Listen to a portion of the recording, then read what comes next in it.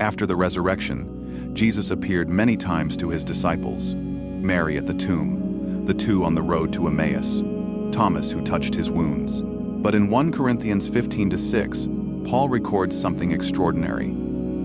After that, he appeared to more than 500 of the brothers and sisters at the same time, most of whom are still living, though some have fallen asleep. Think about that. Not one, not two, but 500 eyewitnesses at once. This wasn't a hidden event in a corner. This was public. This was undeniable. Why is this moment so important? First, it demonstrates the historical reality of the resurrection. Paul is writing to the Corinthians about 20 years after the event, and he points to living witnesses. He's saying, if you don't believe me, go ask them. They saw him with their own eyes. Christianity is not built on myth or imagination, but on eyewitness testimony of a risen Savior.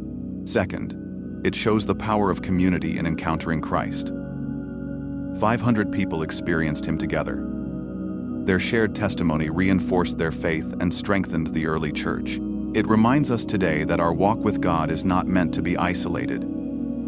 Faith grows in the fellowship of believers as we witness together the presence of the risen Lord.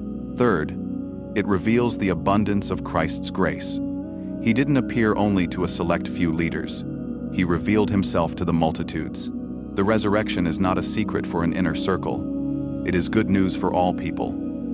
Jesus wanted the world to know that he was alive, and he gave overwhelming proof. And finally, it teaches us about the hope of our own resurrection. Paul places this testimony in the very chapter where he proclaims, Christ has indeed been raised from the dead, the first fruits of those who have fallen asleep. Just as he rose, so will all who belong to him. The appearance to 500 at once is more than a historical footnote. It is a declaration of certainty. The tomb is empty, Jesus is alive, and the witnesses are many. And because he lives, we too shall live.